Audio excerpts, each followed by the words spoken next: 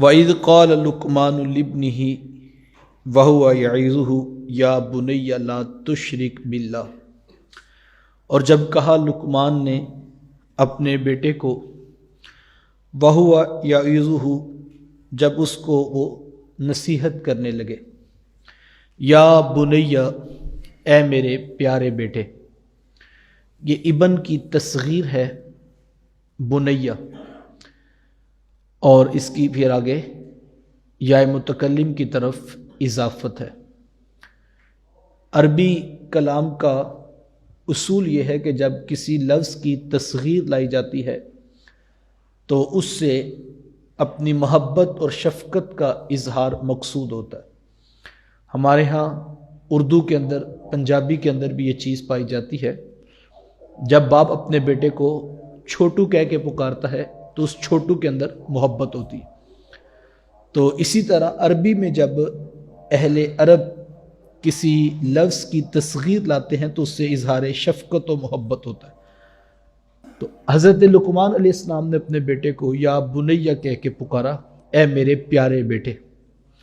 یہاں سے ایک بات سمجھ آ گئی، تربیت پیار سے ہوگی، نصیحت محبت کے ساتھ ہوگی۔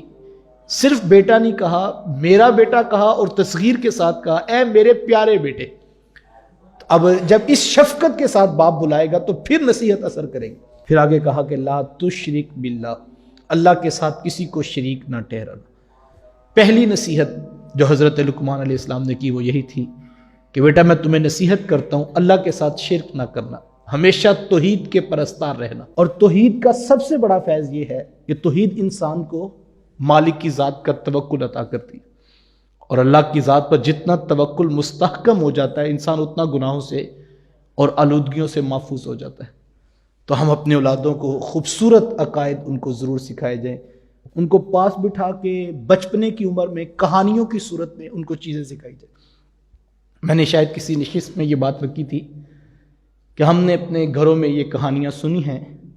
والدہ بتاتی کہ کوئی چور تھا جو کسی گھر میں داخل ہوا اپنے گروہ کے ساتھ، اور مختلف چیزوں کو وہ ٹٹول رہے تھے، ہر کوئی چیزیں اٹھا کے جیب میں رکھ رہا تھا۔ اچانک جو ان کا سردار تھا اس نے کہا کہ جو کچھ اٹھایا وہ یہیں رکھ دو اور یہاں سے نکلنے کی کوشش کرو۔ خیر وہ سب کچھ چھوڑا اور بھاگ کر نکل کے چلے گئے۔ تو باہر جا کے انہوں نے پوچھا کہ گھر کے اندر اندھیرا بھی تھا، کوئی شخص موجود بھی نہیں تھا، لیکن جب سب کچھ ٹھیک تھا تو کیا کسی نے کوئی مخبری کر دی، کسی نے کوئی اطلاع پہنچا دی کہ آپ نے جلدی جلدی ہمیں کہا کہ سب کچھ چھوڑ کے نکلو؟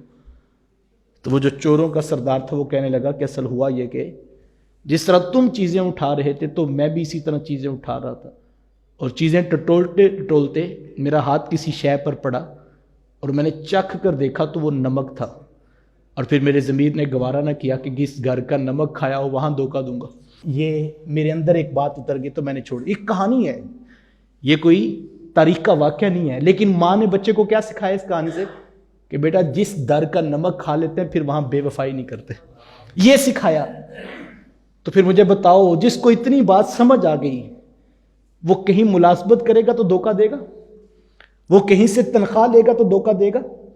وہ کل کو 16ویں 18ویں گریڈ کا گورنمنٹ کا آفیسر لگ گیا تو کیا وہ دھوکہ دے گا؟ اس کو پتہ ہے اس محکمے سے میں کھاتا ہوں، یہ محکمہ میری ضروریات پوری کرتا ہے اور میں نے یہاں بے وفائی نہیں کرنی۔ جس کی یہ تربیت ہوئی ہوگی، مجھے بتاؤ وہ در رسول سے بے وفائی کبھی کرے گا؟ وہ کبھی حضور کی ذات سے بے وفائی نہیں کر۔ وفا اپنی اولادوں کو سکھائیں، حضور کی ذات سے وفا سکھائیں، اور عقیدہ توحید کا یہ فیض ہو کہ ان کی روحوں میں یہ بات اتر جائے کہ ہم نے دھوکہ نہیں کرنا، ہم جس سے بھی وابستہ ہوتے ہیں اس سے خالص اخلاص کے ساتھ ہم تعلق نبھاتے ہیں۔ تو پہلی چیز جو ہم ان کو سکھائیں وہ ان کو عقیدہ توحید سکھائیں، عقیدہ رسالت سکھائیں، عقیدہ آخرت سکھائیں۔